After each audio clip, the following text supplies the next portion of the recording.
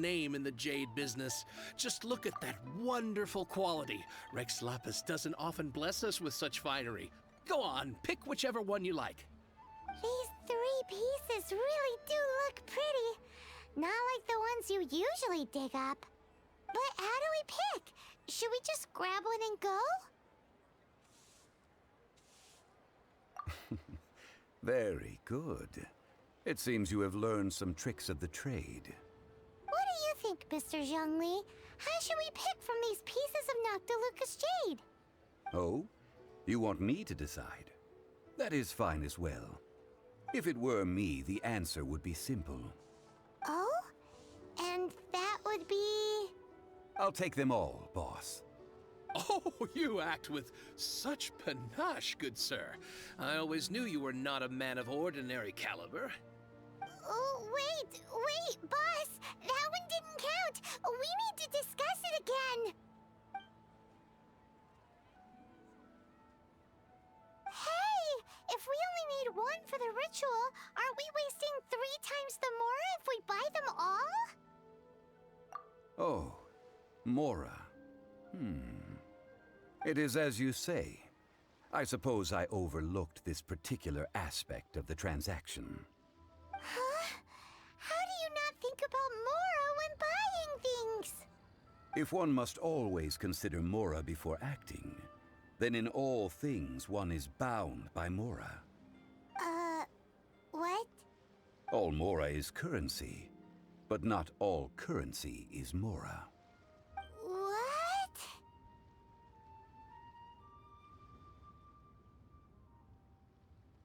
Is this how the rich live? Well, he knows a lot about big money, but not a lot about big savings. No need to waver. Even when I am constrained by Mora, I have ways of working around my limitations. Evaluating the quality of Noctilucous jade is indeed very tricky. As crude ore, there is little difference in texture, lustrousness, and internal pattern between good and bad jade. Only after the item made using Noctilucous jade has taken shape will you be able to see whether it is up to par or not. If you return to those crafty merchants to quibble, they will counter by saying that your crafting bench is to blame, or that your heat control was poor. Whoa! To think it's that easy to get cheated. But there is a way to truly evaluate this jade, and a true insider would know it. A fool sees the pointer and misses the moon. What does that mean? If you point at the moon with your finger, a wise man knows that you are pointing at the moon, while a fool will only see the finger.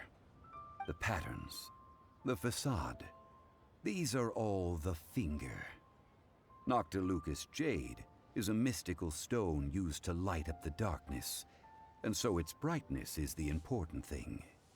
It is the moon. Noctilucous jade of excellent quality would have superior pyroaffinity. In other words, the bluer and brighter the luster of the ore under high temperature, the higher its quality. I have imparted the priceless secrets of the jade trade to you. Now, all that's left is to put it into practice. Priceless, huh? Hyman's just said that we might never be able to use it again. We're back to buy some rocks, boss. But can you let us burn them first? Burn them? You can't do that, my friends. If you were to do so, what would... Not buying? Come now, my good friends. We can still discuss this. Negotiation is key to trade, wouldn't you say? How about this? I can take a small sample of all 3. I'll take a bit of a loss. We'll count it as a friendly gesture. Don't worry. I know the rules. As long as we can prove that it is good jade, you will not take a loss. All right, take these as samples. I've carved them off with a knife and tagged them to boot. Aren't these too thin? Even paper's thicker. No, even a bug's wings are... Oh, you flatter me, but I have to be gentle with these rocks. They are my pride and joy. If I'd taken off even a bit more, it would have killed me. But wouldn't something this thin go poof if we held it to the fire? It can't be helped. Trying to deprive a merchant of his profits would be like forcing a ravenous wolf to vomit up the food in its stomach. Nonetheless, under the right conditions, these thin slices will serve. What sort of conditions? While we add the high temperatures using pyro, we can use hydro to reinforce it from within. This way, the samples will not disintegrate immediately. Oh! Oh, sir, to think you were this learned. Thank you for your understanding.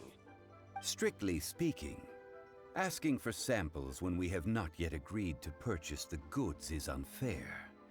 Trade in Liyue must be based upon fairness. Well, guess we just need to find a place to try this out. You mean at Wanmin Restaurant? As long as we do it when she's not in. That would not do. It is a place where people come and go. They would be endangered if the elemental reaction were to get out of control. We cannot take such a risk. Oh, Paimon remembers! We once saw this big pot down at the Dada Upa Gorge in the camp of the Hilly Churls from the Meaty tribe. It's real sturdy and should be able to take the elemental reactions. Now, let's pack those samples up and make a move!